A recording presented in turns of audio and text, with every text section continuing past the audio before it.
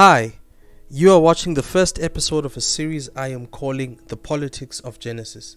In this series, I will be taking a deep look into Genesis chapter 1. Throughout this series, I will be bringing this creation narrative out of the church and into the streets so as to approach a non-religious, or more accurately, non-dogmatic reading of the text. In other words, if I do a good job, you won't even need to believe that God exists in order to find this series engaging. Initially, I intended to do three things in this episode. Firstly, I intended to summarize the Enuma Elish. Secondly, I intended to summarize Genesis chapter 1.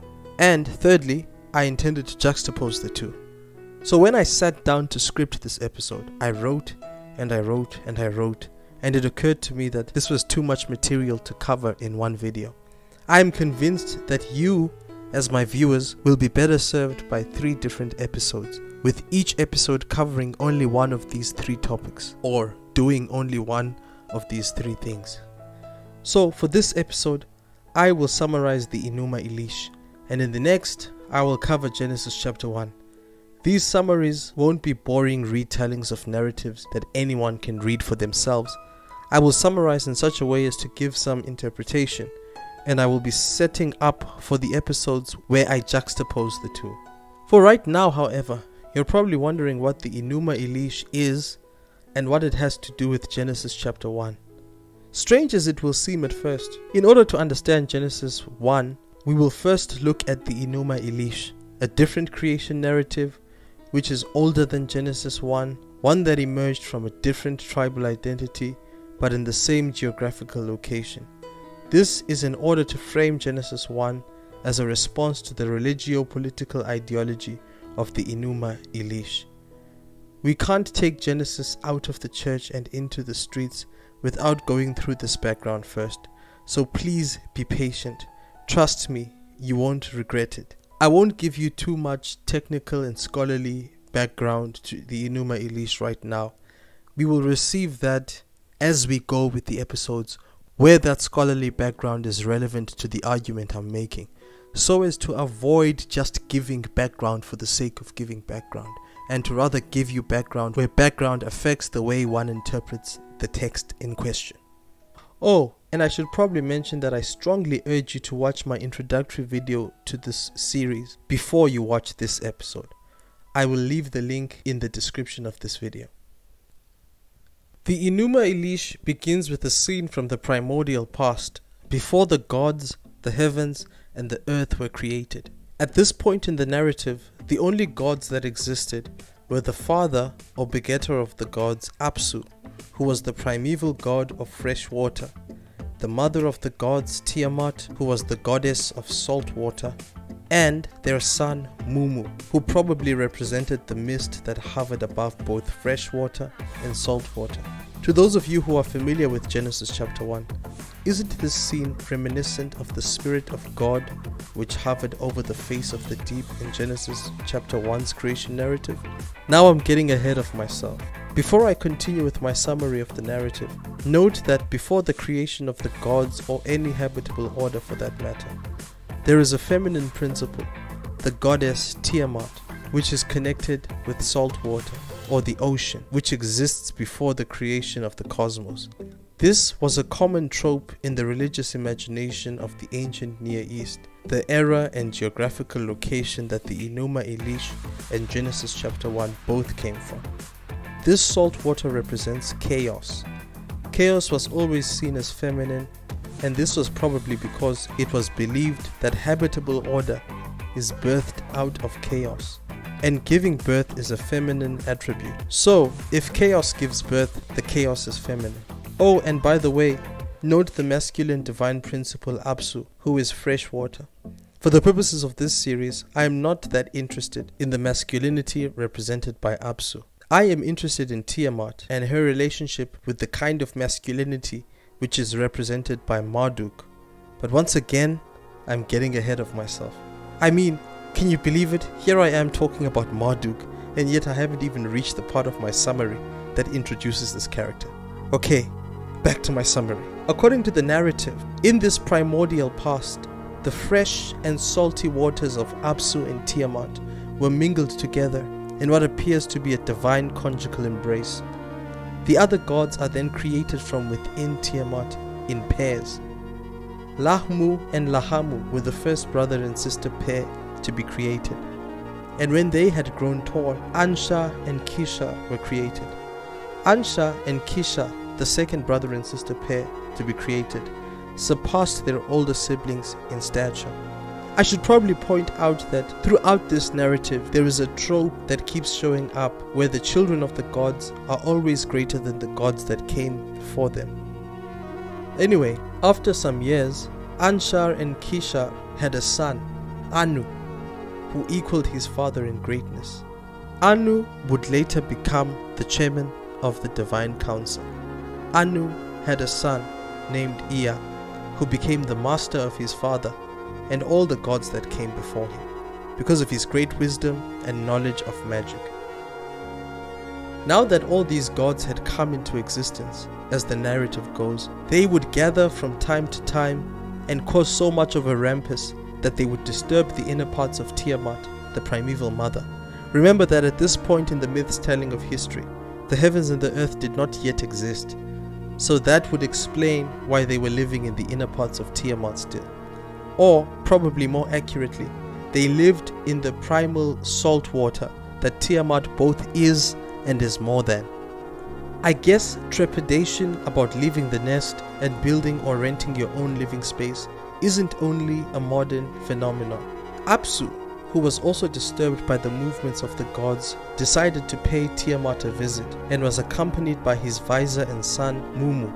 Interestingly, though Tiamat was the one who bore the brunt of the commotion caused by the gallivanting of the gods within her, she was accommodating and tolerant towards them. She remained silent.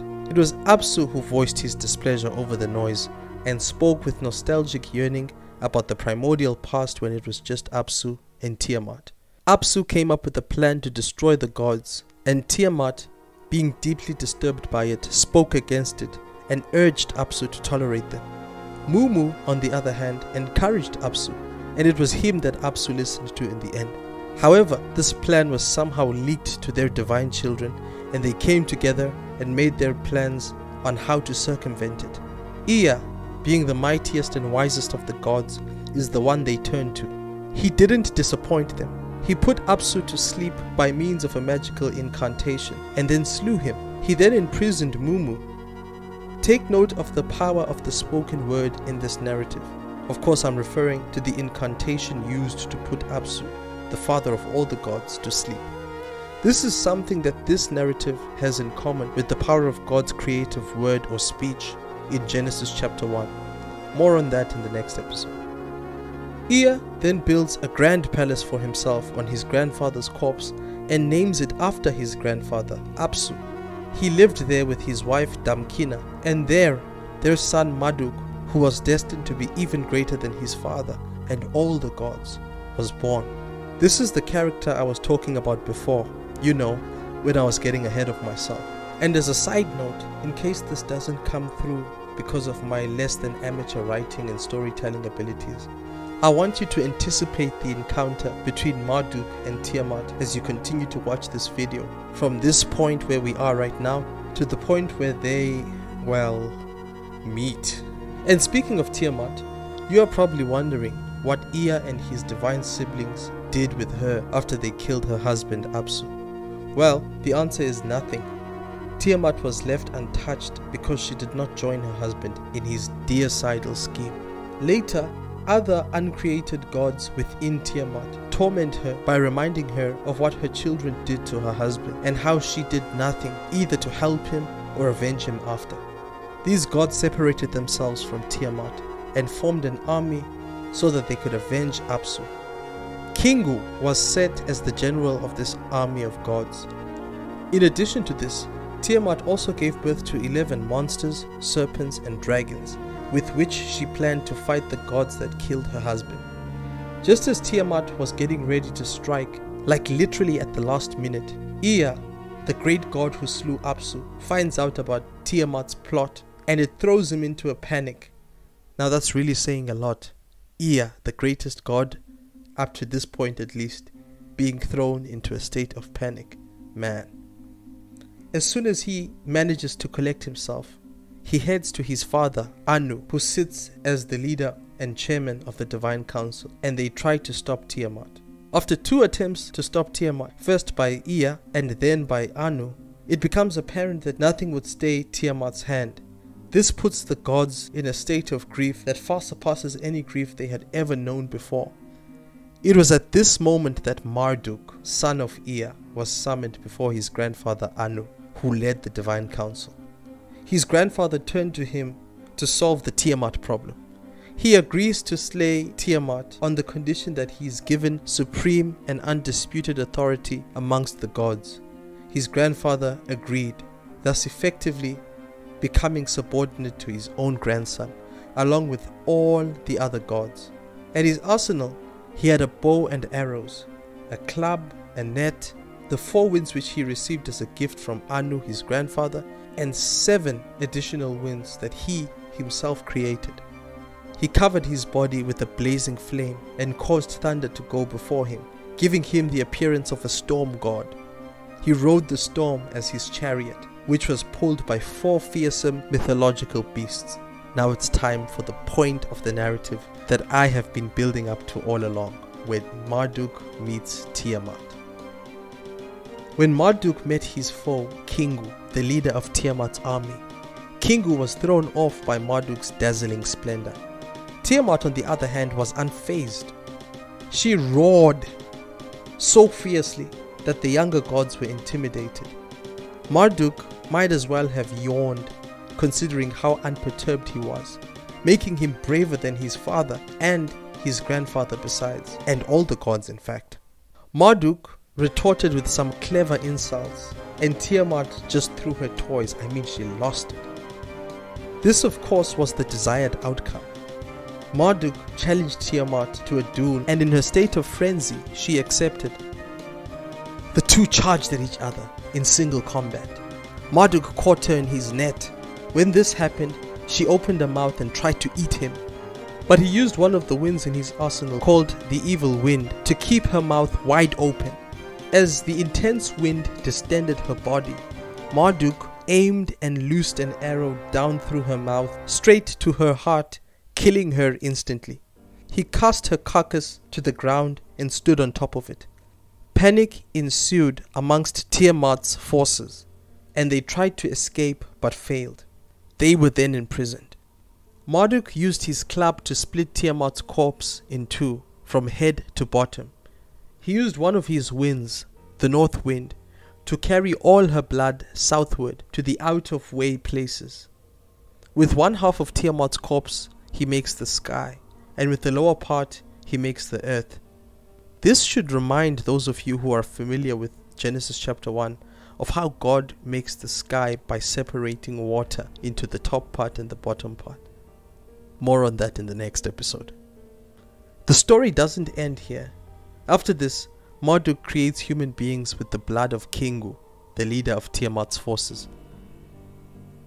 There's a lot to be said about this, but I will save that for the episode in which I juxtapose the view of what human beings are found in the Enuma Elish with that found in the narrative of Genesis chapter 1. That brings us to the end of the first episode of the politics of Genesis. If you found this video interesting, please hit the like button. And if you are interested to see where this series is going, please hit the subscribe button and click on the bell icon that will appear after you have hit the subscribe button, right next to that subscribe button, so that you get a notification every time I drop a new video. I invite you to engage me in the comment section, if you want to disagree with me on something, or if you want to give me any sort of feedback, positive or negative, or even if you want to know how my day has been or what I had for breakfast. Please join me again for my next video, in which I will summarize and begin to give my interpretation of Genesis chapter 1. I will do my best to post at least one video for this series on a weekly basis. Enjoy the rest of your week.